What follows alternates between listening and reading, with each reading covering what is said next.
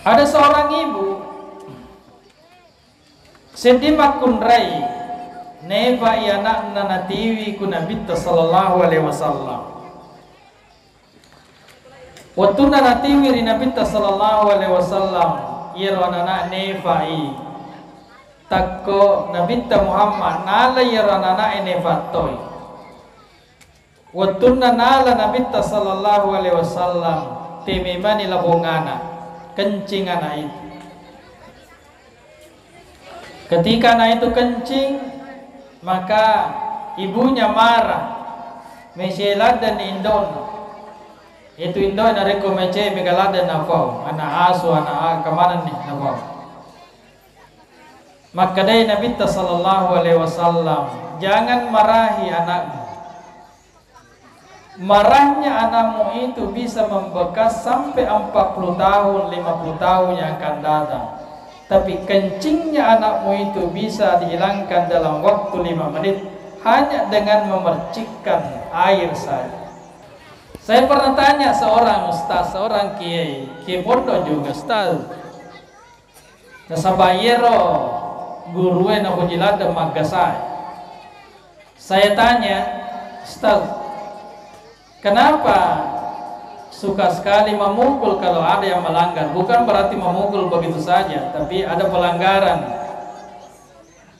Apakah orang tuanya tidak marah? Itu kan belum ada undang-undang pada waktu itu. Saya katanya memukul, bukan anak itu yang saya pukul. Yang saya pukul adalah setan. Kebetulan setan itu ada pada anak itu. Itulah yang saya pukul. Teniairan anak berdiri, setannya minaso berdiri, setannya miugasa. Tapi ternyata setan itu ada pada anak itu. Yang kedua, saya tidak memukul kalau tidak disertai dengan Bismillahirrahmanirrahim. Dia berdiri nasa dengan anak enarekode, ubaca Bismillahirrahmanirrahim. Mudah-mudahan dengan pukulan ini insya Allah engkau mendapat hidayah. Itu luar biasa.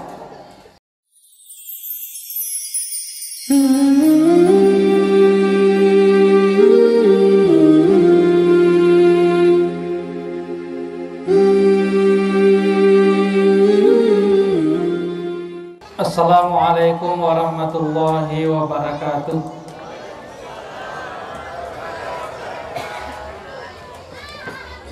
Bismillahirrahmanirrahim. Alhamdulillahirabbil alamin. Wassalatu wassalamu ala asyrafil anbiya'i wal mursalin Sayyidina Muhammadin wa ala alihi wa sahbihi ajma'in. Qala ta'ala fil Qur'anil Karim wa huwa asdaqul qailin. A'udzu billahi minasyaitonir rajim. Laqad kana lakum fi Rasulillahi uswatun hasanah. Shadaqallahul azim. Wa nahnu ala dzalika minasyakirin wasyahidin walhamdulillahi rabbil alamin. Saya hormati Bapak pejabat Bupati Bulukumba atau yang mewakili Bapak Kepala Kantor Kementerian Agama Kabupaten Bulukumba. Ini namanya saya lama kenal tapi baru ketemu orangnya. Ternyata ini yang disebut dengan Pak Misbah. Bapak Ketua Nahdlatul Ulama Kabupaten Bulukumba, pimpinan pondok pesantren yang sempat hadir, Ketua Majelis Ulama Indonesia Kabupaten Bulukumba, Basnas atau Ketua Basnas, pribadi Dr. Andes Haji Edi Manaf, Ibu Camat Kecamatan Gantaran, Kepala Kantor Sanagama, terkhusus pimpinan pondok pesantren Asadiyah Mabaraka dan Galubel mendampingannya, para orang tua santri, para alumni Asadia yang sempat hadir, para santriwan dan santriwati yang sempat hadir. Tidak terasa 1 tahun, kurang lebih 1 tahun yang lalu kita hadir di sini bersama dengan Nante Gruta Profesor Dr. Haji Nasruddin Umar. Kemarin kami kejar-kejaran mobil karena harus sampai di sini jam 2 ya Pak Kiai. Tapi ternyata Nante Gruta tidak bisa dikejar karena ada fatwalnya. Kita tidak punya fatwal. Alhamdulillah kurang lebih 1 tahun juga Nante Gruta diangkat menjadi Menteri Agama Republik Indonesia. Betul-betul membarakah. Amin. Ya. Menteri Agama sudah menginjakkan kaki di tempat ini dan makan-makan ya kemarin Nante Gruta. Dan sebagai wakil Ketua Umum Pengurus Pusat Pondok Pesantren Asadia tentu mengapresiasi apa yang dilakukan oleh Asadia Mabaraka, mulai dari bangunannya luar biasa ya. Kami sudah keliling berbagai cabang di Indonesia, bahkan sampai ke luar negeri. Ternyata luar biasa, dan cukup 1 tahun bangunannya sudah luar biasa. Saya kira juga itu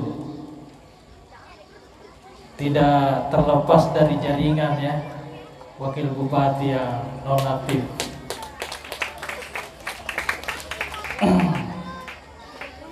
Alhamdulillah, termasuk acara-acara yang ditampilkan anak-anak kita luar biasa.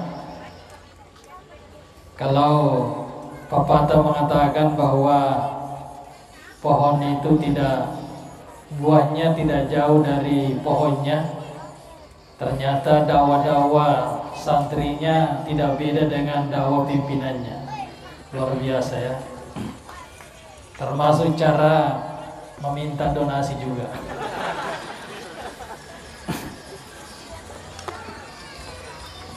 Bapak Ibu sekalian saya hormati, tentu kami merasa berterima kasih karena Sadia sudah menusantara ya. Nusantara tentu juga dengan berkat pimpinan Nante Gruta, Ketua Umum Pengurus Pusat Pondok Pesantren Asadia. Dan insya Allah kalau tidak salah tanggal 8 sampai tanggal 10 akan datang ke Kota Sengkang untuk kunjungan pertamanya setelah menjadi Menteri Agama. Bapak Ibu sekalian saya hormati, peringatan Maulid saya kira sangat penting ya. Penting bagi kita sebagai umat Islam. Kenapa saya katakan penting? Karena di dalam peringatan Maulid ada sejarah Rasulullah SAW. Ketika kita diperintahkan untuk mempelajari sejarah Rasulullah SAW, salah satu diantaranya adalah memperingati Maulid Nabi besar Muhammad SAW. Dan ini perintah Al-Quran, perintah anak orangnya. Al-Quran memerintahkan kita untuk mempelajari sejarah. Di dalam Al-Quran ada sejarah Nabi Muhammad, Nabi Adam alaihissalam. Bagaimana Nabi Adam alaihissalam tinggal di surga. Dalam Al-Quran ada sejarah Nabi Nuh alaihissalam, Nabi Yunus, Nabi Ibrahim, Nabi Musa, bahkan Nabi Muhammad SAW. Itu berarti bahwa mempelajari sejarah adalah perintah Al-Quran. Jadi mempelajari sejarah adalah perintah Al-Quran. Kalau di dalam peringatan Maulid adalah sejarah, itu berarti bahwa peringatan Maulid sebenarnya adalah perintah Al-Quran. Itu strukturnya, silsilahnya begitu. Al-Quran memerintahkan kita untuk mempelajari sejarah. Cuma sejarah, kisah dalam Al-Quran berbeda dengan sejarah sebenarnya. Kenapa? Apa bedanya antara sejarah dan kisah? Kisah itu adalah yang sangat dipentingkan adalah hal-hal yang spesifik. Beda dengan sejarah. Sejarah itu di dalamnya ada tokoh, di dalamnya ada tempat, di dalamnya ada peristiwa. Sedangkan di dalam Al-Quran kadang-kadang hanya menyebutkan tokohnya, tapi tidak menyebutkan tempatnya. Kadang-kadang menyebutkan tempat, tidak menyebutkan tokohnya.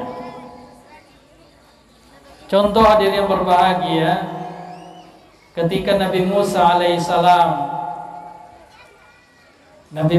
alaihissalam ketika memberikan pengajian pada sahabat-sahabatnya, ada yang bertanya, "Wahai Musa,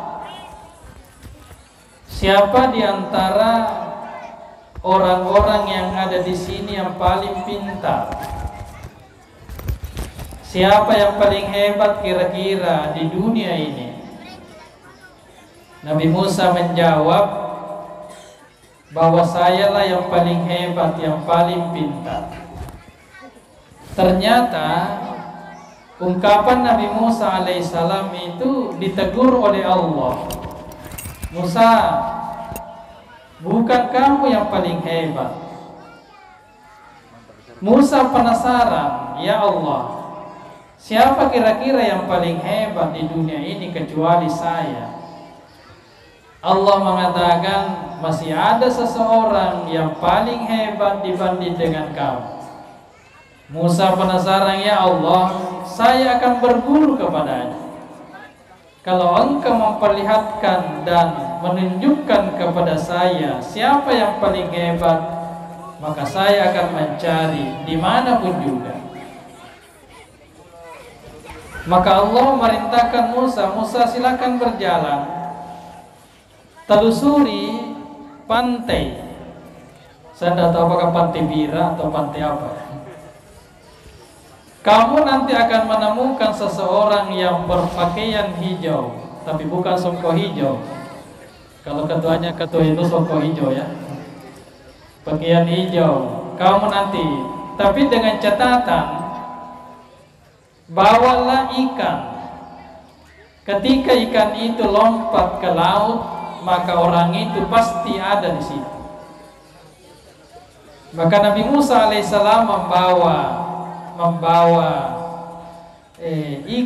ikan itu bukan ikan hidup tapi ikan mati. Belerako kawan tiwi Nabi Musa berjalan dengan sahabatnya.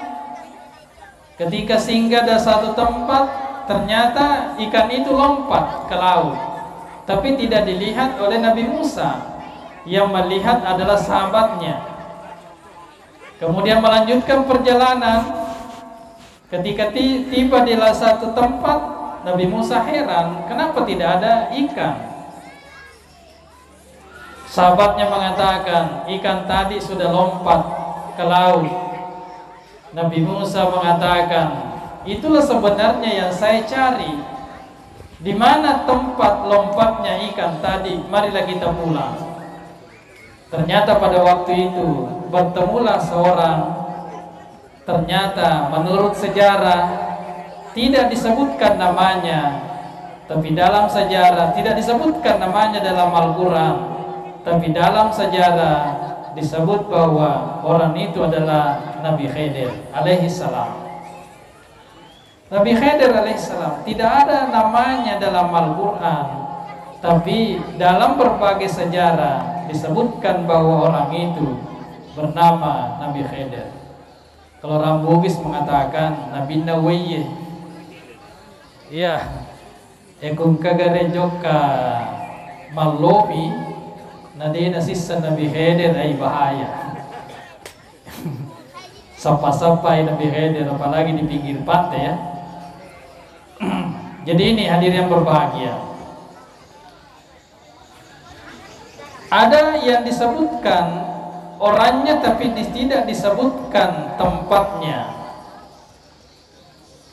Belum ditahu di mana tempatnya, seperti namanya juga Ashabul Kahfi itu tidak disebutkan namanya tapi disebutkan tempatnya.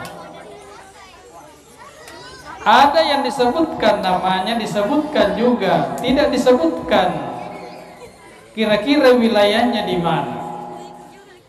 Jadi ini hadirin yang berbahagia, ajaran Islam adalah ajaran yang menghendaki kita mengetahui sejarah. Salah satu hal untuk mengetahui sejarahnya Nabi Muhammad SAW adalah peringatan Maulid Nabi besar Muhammad SAW. Artinya ketika Al-Quran menyuruh kita untuk mempelajari sejarah, maka itu berarti bahwa Al-Quran memerintahkan kita untuk melakukan peringatan Maulid. Jadi bukan bid'ah. Bapak Ibu sekalian yang saya hormati, tema yang diangkat oleh panitia adalah meneladani akhlak Rasulullah SAW dalam membina generasi Al-Quran. Bapak Ibu sekalian saya hormati, hadis Rasulullah SAW pernah ditanya Aisyah, wahai Aisyah, kaifa kana khuluqun Nabi SAW? Bagaimana akhlaknya Nabi SAW? Fikogi ampi-ampena Muhammad SAW.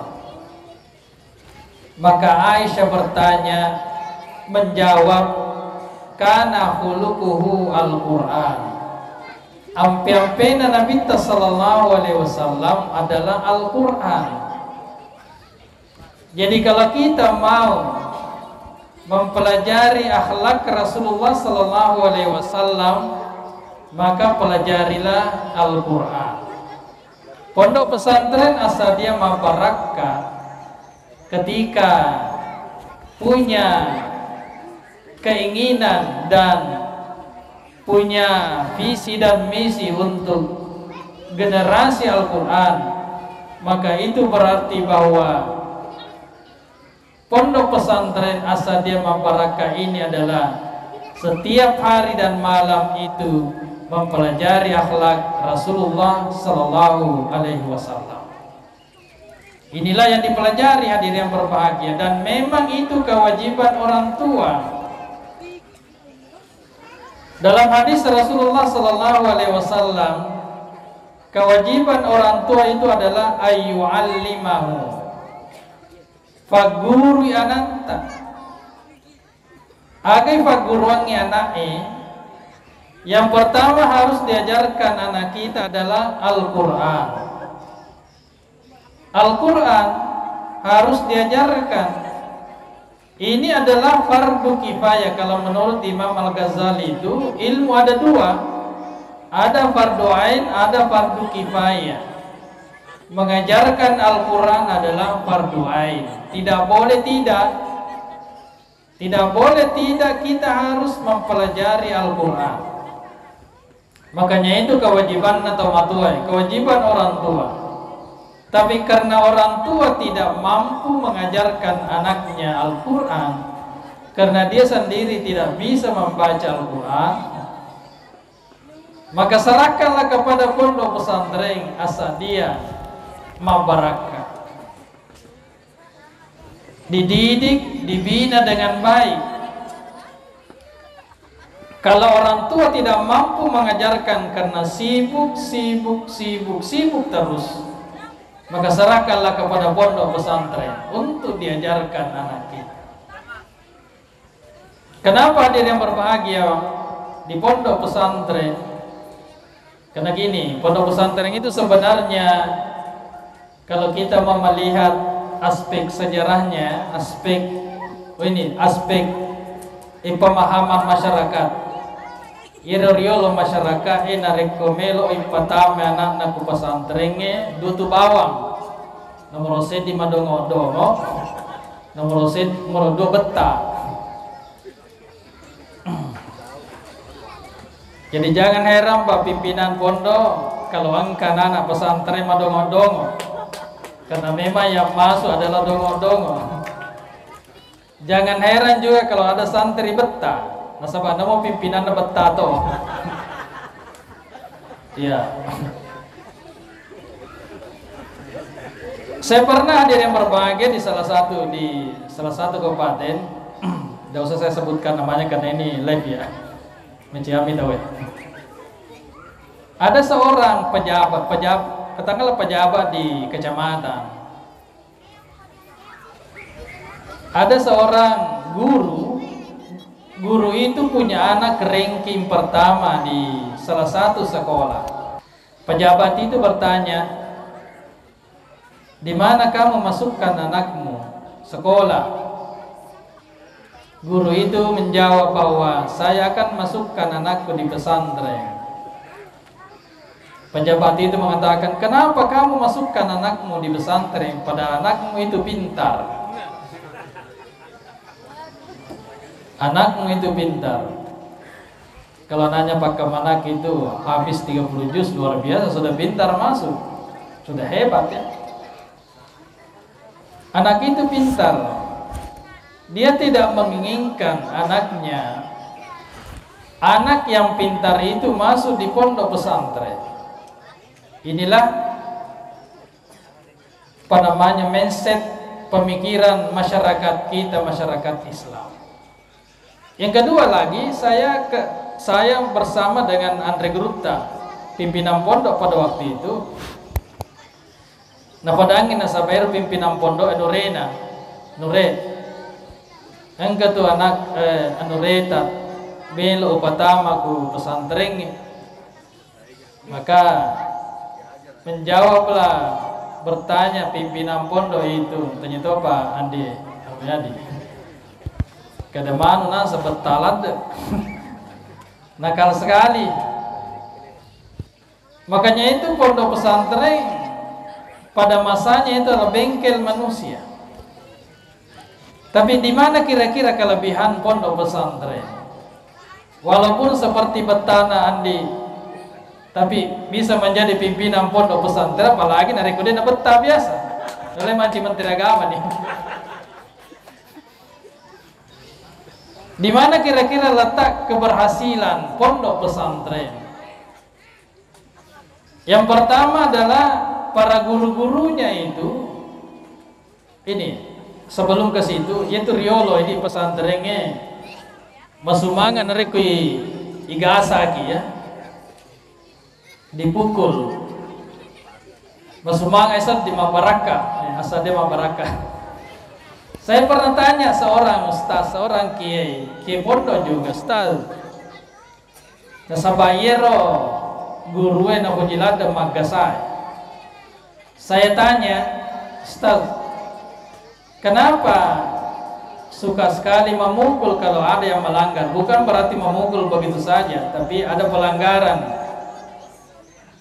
Apakah orang tuanya tidak marah? Itu kan belum ada undang-undang pada waktu itu. Saya katanya memukul, bukan anak itu yang saya pukul. Yang saya pukul adalah setan. Kebetulan setan itu ada pada anak itu. Itulah yang saya pukul. Teniairan anak berdiri. Setannya minaso berdiri, setannya miugasa. Tapi ternyata setan itu ada pada anak itu. Ya. Setan malino. Yang kedua, saya tidak memukul kalau tidak disertai dengan Bismillahirrahmanirrahim.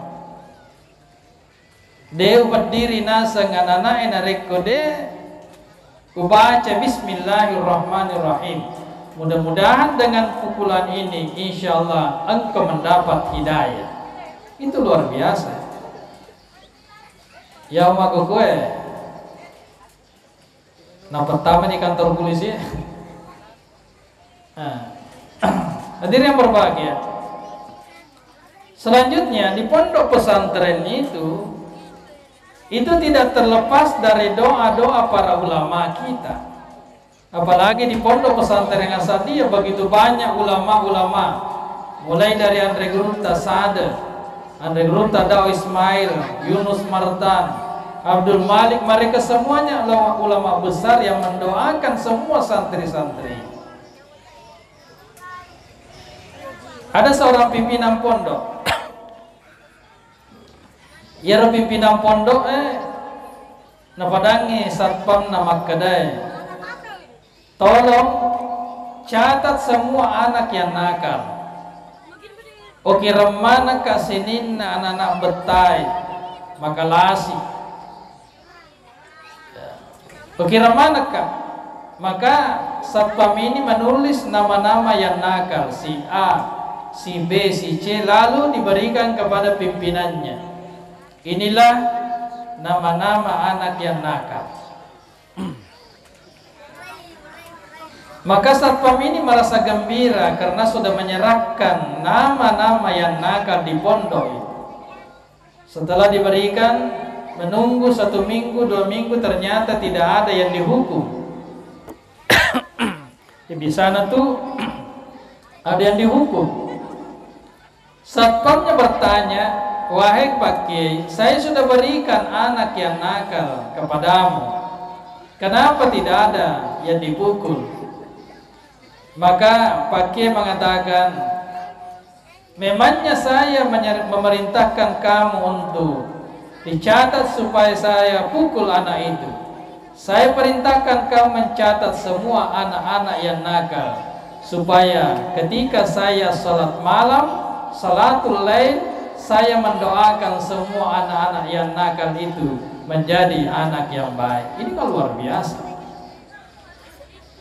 Luar biasa. Jadi biasanya anak-anak kita masuk di pondok, tapi ketika masuk di pondok anak yang nakal, anak yang kurang bagus, tapi ternyata alhamdulillah setelah dia keluar, kenapa? Karena berkat doa-doa para guru-gurunya, doa-doa para pimpinan-pimpinan pondok pesantren. Situlah kehebatan sebenarnya pondok pesantren. Jadi hadirin para ayu alimahu fagur yanata mengaji, fagur yanata baca Quran. Kenapa? Karena ini adalah modalnya. Bagaimana caranya memahami akhlak Rasulullah SAW kalau tidak membaca Al-Quran, memahami Al-Quran. Al-Quran bukan hanya membedakan sin dan shin, min syarril waswasi, tapi bagaimana pertemuan antara satu kalimat dengan kalimat yang lain. Sebab mega tu mengaji bawang, mencari waci-waci. Dia nak kena tahu pondok pesantren mabarakah. Maka sila gona tetapi majasa rabaca. Ira baca Qurannya isap pafeki monro lepang feki monro mapamula. Narekode ni risang hadirin berbahagia membaca bero ni. Subhanalladzi yasra bi 'abdihi lailam minal masjid. Apa masjid? Makasih bacana tapi dena makasih lepan. Subhanalladzi yasra bi 'abdihi lailam minal masjid. Hanya al masjid. Masjid apa? Masjid Asatiyah. Padahal harus lanjutkan Masjidil Haram. Hanya terlepak roh Jadi baca-baca Qur'annya angka tu waddi yonrol lepang, angka tu waddi dena waddi yonrol lepang. Saya pernah menghafal di salah satu andageruta di shopping. Padahal megen yang palaku kusengkang, joka ku shopping maka pala. Ku baca nih, kau baca koro yawana. Anda guru tapalai, anda guru tapalai, Imam Masjid Darussalam Sope pada waktu.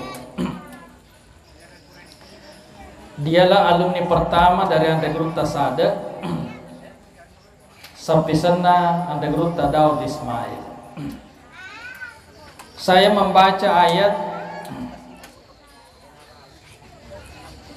la'allakum tatafakkarun, masih ingat itu. Lalakum di sebelahnya itu di dunia wal akhir. Agan apa anda gruta maka de hara kolepakot. Hara kolepakot. Ini haram tajwid bukan haram fikih. Hara kolepakot. Mage nasabah dena makasi batuan na kurangin dari kolepakot. Ini luar biasa diri. Jadi anak-anak kita di pondok pesantren itu adalah bagaimana bisa mengetahui di mana harus berhenti, di mana harus memulai. Bukan engkau yang memulai dan engkau yang mengakhiri, bukan. Di mana kita memulai dan di mana kita mengakhiri. Sebenarnya kode hadir yang berbahagia, pasti kita salah baca. Makasih tajawi desi nama kasih yonroi lepa. Nah, ini yang banyak yang harus dipelajari. Jadi ayu al-faguri anatta. Makanya itu alhamdulillah di Kabupaten Bulukumba sudah ada nanda yang bagaimana berusaha untuk mengajarkan anak-anak kita membaca Al-Qur'an. Apalagi nareko hafal Al-Qur'an ini kan luar biasa.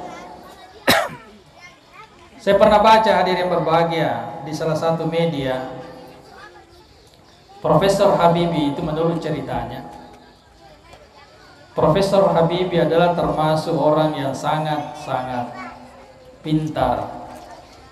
Ini diceritakan bukan diceritakan di dalam media sosial itu. Tapi walaupun bagaimana kepintarannya Profesor Habibie, masih ada dua orang yang belum bisa dia kalahkan. Tapi orang itu adalah Yahudi. Orang itu adalah Yahudi dan ternyata Habibie berusaha bagaimana saya bisa mengalahkan ranking ini. Kenapa saya tidak bisa mengalahkan keduanya? Ya. Akhirnya Habibie ini berusaha mencari, bertanya, kenapa saya tidak bisa mengalahkan kamu? Magina de ulek kalak. Orang ini tidak mau mengatakan karena konsep orang ini adalah konsepnya Islam. Dipakai orang tadi. Setelah ditanya, akhirnya orang itu menjawab bahwa kamu tidak bisa mengalahkan saya karena saya selalu membaca Al-Quran ketika saya bangun pada jam 2 atau jam 3 malam. Aro, ternyata salah naikia nabaca Al-Quran. Saya selalu bangun pada jam 2 dan jam 3 malam. Ketika saya bangun, maka saya selalu membaca Al-Quran. Habibie menangis. Saya ini orang Islam, tapi kenapa saya tidak bisa istiqamah dalam membaca Al-Quran? Pada waktu itulah menurut cerita tadi, Habibie merubah pola kerjanya, merubah kegiatannya untuk setiap malam selalu bangun tidur pada jam 2 jam 3 dan selalu membaca Al-Quran. Kalau kita gimana, Bu? Bisa mungkin gak baca Quran? yamin atau mengaji biasa nareko masempajaki namir kul huwalla bamataru mangaribi kul huwalla issa kul huwalla loro kul huwalla denang kana lecce napa lecce si matu salah sambus si watini letu wal asri wattini wazzaituni wa turi sinina wa hadzal baladil amin laqad khalaqnal insana fi ahsani taqwim thumma radadnahu asfala safilin illal ladzina amanu wa 'amilus solihati wa tawasaw bil haqqi wa tawasaw bis sabr. Lain sambungan nah bisa tuh mengaji sabihisma tapi waduhal letu walal akhiratu khairun wa baqala kaminal ula di sini biasa ya, atau kuliah dia nak kena letu ya kuliah yual kafiruna la a'budu ma ta'buduna wa la antum a'biduna ma a'bud wa la ana 'abidum ma 'abadtu wa la antum 'abiduna ma a'bud wala ana 'abidun ma abadtum wala antum 'abiduna ma a'bud wala ana dega kala kundino kumari dia ya dena pahami dena kana ngaji dena kana lecce makanya itu ibu bapak usahakan setiap hari kita baca Al-Quran 1 juz setiap hari. Dia tak mega miki mita Facebook. Asasuki mita Facebook na manasuki ma Facebook to. Gangkana ko manasu talun rupa waselen ang kato mango ang kato ancaji bubu ang kato mancaji nantre bengan. Seakan-akan namun kuisi ma Facebook to. Tama kuisi agak situ pegang ma Facebook ma video call kuisi jadi barangkali ini adalah perubahan maulid kecintaan kita kepada Rasulullah bagaimana kita membaca Al-Quran anak-anak narekede itu pengaji kiring itu ada pondok pesantren ada Nanda Rusli di pondok pesantren Galubelu macam-macam itu. Saya kira ini hadir yang berbagi. Kelebihan di pondok pesantren saya sampaikan bahwa pembina-pembina dan guru-gurunya, apalagi pimpinannya, saya yakin insya Allah selalu mendoakan anak-anak kita menjadi orang yang baik, walaupun bagaimana modelnya di luar. Saya sering ketemu dengan berbagai orang tua, Ustaz. Kuita anakku betana tapi tamaku pesantren ya, alhamdulillah. Alena teduki masempajang, alena teduki pegau amal amadeci. Jadi ayu alimah, tapi hadirnya berbagai ayu alimahu takiring anata ke pondok pesantren, jangan hanya melepaskan begitu saja. Bantulah pimpinan pondok dan pembinanya untuk mengontrol anak kita. Karena banyak orang tua diserahkan sepenuhnya. Tidak ada lagi kontrol dari orang tua. Orang tua saya harapkan juga mendoakan anaknya. Aja talubai ini atau matue asalafur ki masempajang telo doangan yanata. Bahkan kalau perlu tetomi sempajang peni setiap malam untuk mendoakan anak kita.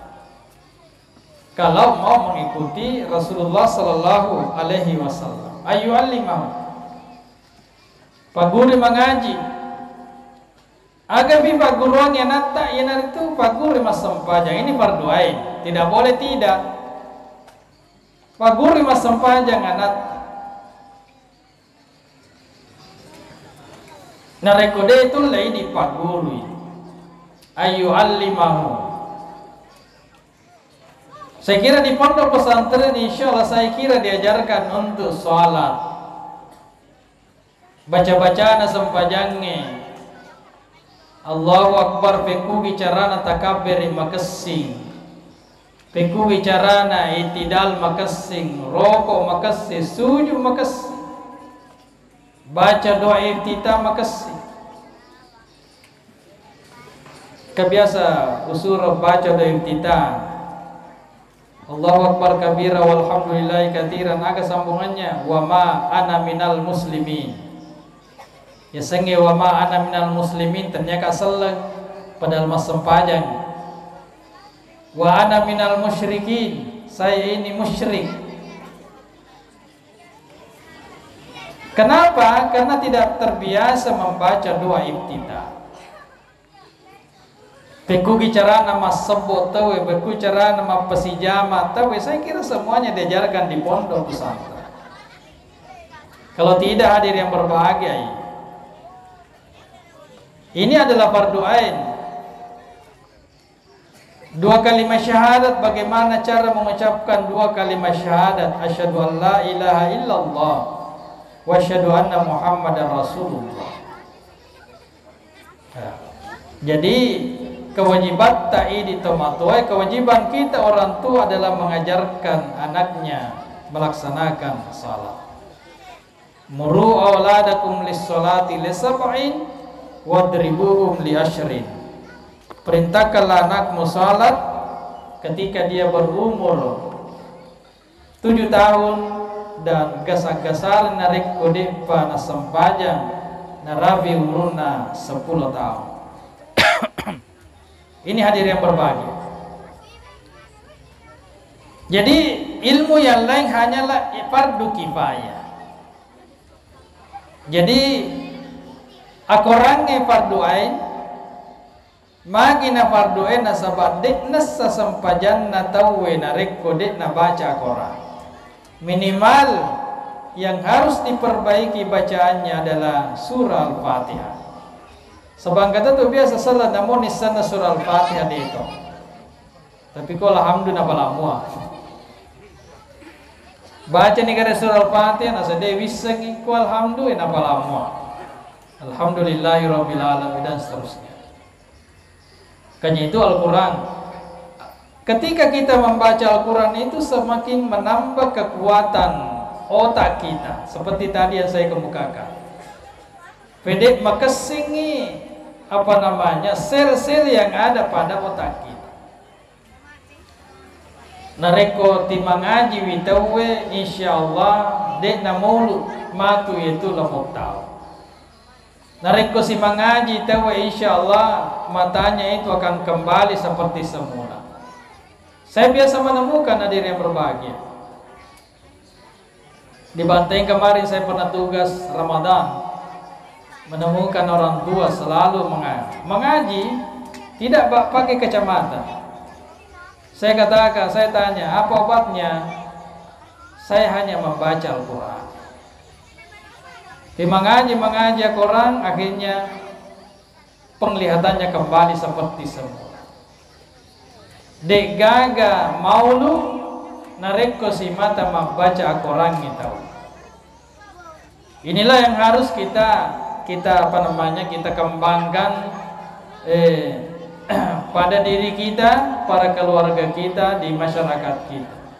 Narekode itu lemah ngaji si 1 juz 1 hari. Namun si lampa mau nabawa seso. Narekode itu si lampa, namun si lampa mau seso dibaca. Supaya kita selalu membaca Al-Quran. Hadirin yang berbahagia, ini yang perlu kita lakukan sebagai umat Islam. Kewajibanna tomatuan. Kewajiban yang selanjutnya bagi orang tua adalah ayu addibahu papakiade. Tapaguru yanata mapakiade. Macam terima kasih. Macam pakalapi padanna rumah. Saya kira di pondok pesantren itu diajarkan bagaimana kita beradab. tadi disampaikan, nigi tahu anak-anak dek napaka lebih guruna dek nullelolongan patisengan mabaraka. Saya kira itu disampaikan dalam berbagai berbagai kitab-kitab yang terkait dengan adab-adab seorang santri pada gurunya. Madoraga ki lori due pajajatta de nama kesing atutungal linota dan ni atutungal heratta. Madoraga ki ri gurutta de nama baraka pardisanga. Memang banyak orang yang pintar, Pak. Banyak orang yang pintar, Bu. Banyak. Hebat sekali. Tapi ilmunya tidak berkah. Dena keguna riwadalena. Dena keguna di keluarga, dena keguna di masyarakat. Makanya itu di pondok pesantren, termasuk pondok pesantren As'adiyah, iya, harus kita menghormati guru. Macam tabe-tabe, macam apa kelebi. Nabi sallallahu alaihi wasallam, ya Nabi sallallahu alaihi wasallam, napaka lebih mana ngisinin na tawe. Makasing ang pekedona Nabi sallallahu alaihi wasallam. Suatu ketika diri yang berbahagia, ini non Islam ini, Yahudi. Yahudi ada orang Yahudi yang meninggal dunia lewat di depan Rasulullah sallallahu alaihi wasallam. Ketika lewat di depan Rasulullah sallallahu alaihi wasallam, Nabi Muhammad berdiri dan sahabat keberatan, "Wahai Muhammad, kenapa kamu berdiri? Padahal yang meninggal itu bukan Islam, yang meninggal itu adalah Yahudi." Apa yang dikatakan oleh Rasulullah sallallahu alaihi wasallam? Saya menghormati dia bukan karena agamanya, tapi saya menghormati dia karena dia adalah makhluk Allah. Atanna motohong Allah Ta'ala tannya misalnya. Jadi tidak berarti bahwa orang yang non-Islam itu tidak bisa kita hormati, selama dia menghormati kita. Ada seorang pendeta pada masa Rasulullah sallallahu alaihi wasallam. Pendeta ini adalah orang yang kaya, sogi. Karena bersahabat dengan Rasulullah sallallahu alaihi wasallam, dia mengorbankan hartanya untuk kepentingan agama Islam. Bahkan dia membantu Muhammad sallallahu alaihi wasallam ketika terjadi peperangan. Suatu ketika melona mate yero lapo tautan dia sallam. Apa yang disampaikan kepada Muhammad sallallahu alaihi wasallam, "Wahai Muhammad, semua hartaku yang ada saya sumbangkan, donasikan semua kepada kepentingan agama Islam." Ini hadir yang berbahagia. Nabi Muhammad sallallahu alaihi wasallam menghormati istrinya. Napaka lebih benena. Tempo angka Nabi sallallahu alaihi wasallam lesu bawani lesu. Maka taketo ni Ribolana Hadijah denoto panglutta Hadijah. Nakato piciceng de banoto, nakato pikatallo de banoto. Akhirnya Nabi Muhammad sallallahu alaihi wasallam tidur di depan pintu. Tindro Nabi sallallahu alaihi wasallam. Seandainya ini kira-kira malah di palu-palu, mana kabeni mapapajana. Salai. Nabi Muhammad enggak. Ini bukan kesalahan istri saya. Ini adalah kesalahan saya. Kenapa saya terlambat pulang? Ini Nabi Muhammad sallallahu alaihi wasallam. Nabi Muhammad sallallahu alaihi wasallam napaka lebih yapona. Ya Nabi sallallahu alaihi wasallam angkan sampaja. waktu nama sempajang engkani anakna Hasan Hussein mendre ri alakana Nabi sallallahu alaihi wasallam. Ya Nabi sallallahu alaihi wasallam denoto dia tidak bangkit. Kenapa? Karena masih ada cucunya di atas punggungnya. Makin nyarang apa Nabi sallallahu alaihi wasallam. Walaupun Nabi Muhammad sallallahu alaihi wasallam dalam keadaan salat, magai nak orang Nabi sallallahu alaihi wasallam jakam metokongi boleh sempajange nama buang apona boleh rialakan Nabi sallallahu alaihi wasallam. Begitu bagaimana menghargai orang lain, bagaimana menghargai cucu. Ada seorang ibu sedimak kunrai neva anak nanatiwi ku Nabi sallallahu alaihi wasallam. Waktu nanatiwi ri Nabi sallallahu alaihi wasallam iro anak nevai takko Nabi Muhammad nala iro anak nevatoi. Waktu nala Nabi sallallahu alaihi wasallam temimani labongana kencing anak itu. Ketika anak itu kencing, maka ibunya marah. Meselat dan indon. Itu indon nareko mece megalat dan nafau. Anak asu, anak kemana nih nafau. Maka dari Nabi sallallahu alaihi wasallam, jangan marahi anakmu. Marahnya anakmu itu bisa membekas sampai 40 tahun, 50 tahun yang akan datang. Tapi kencingnya anakmu itu bisa dihilangkan dalam waktu 5 menit hanya dengan memercikkan air saja.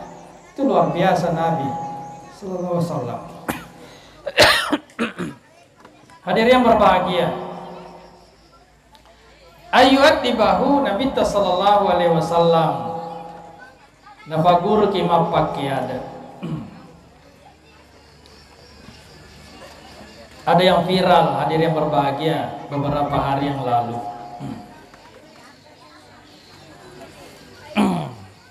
Menganggap bahwa Nabi Muhammad itu adalah pemuda pengangguran. Nah, ini yang viral ya. Dia mengatakan dalam satu statementnya, wahai para janda, jadilah kamu seperti Khadijah yang mempersuamikan Muhammad, laki-laki pengangguran. Wah, luar biasa. Ini sudah dikonsumsi politis sekarang itu di media sosial. Nabi Muhammad SAW bukanlah pemuda pengangguran. Sejak kecil Nabi sallallahu alaihi wasallam pengembala kambing. Berarti Nabi pekerja keras.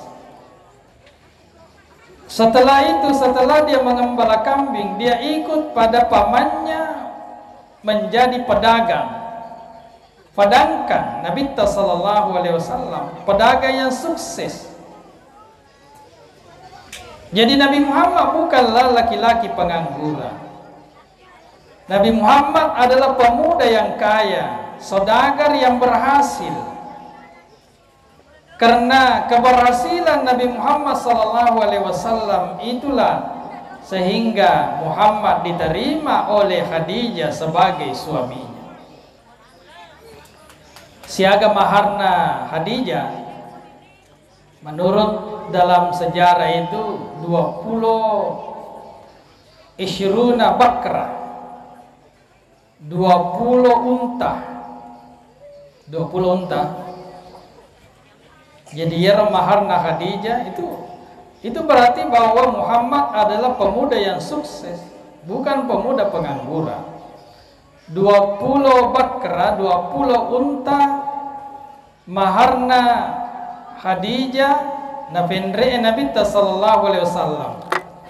Nareko sedia unta angka reke nareko sedia unta 50 juta linna, kira-kira siaga miliar Syaga miliar na pendreke Nabi ta sallallahu alaihi wasallam kadinya.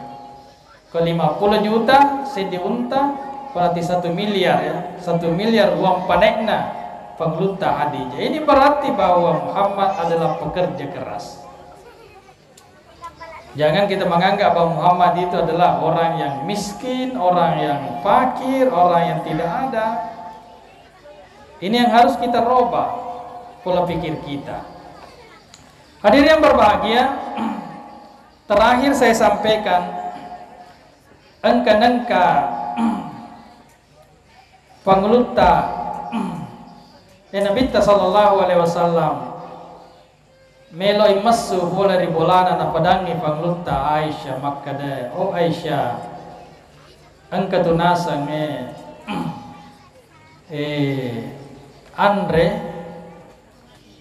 bagi-bagi mana ngisinin na tahu maperlu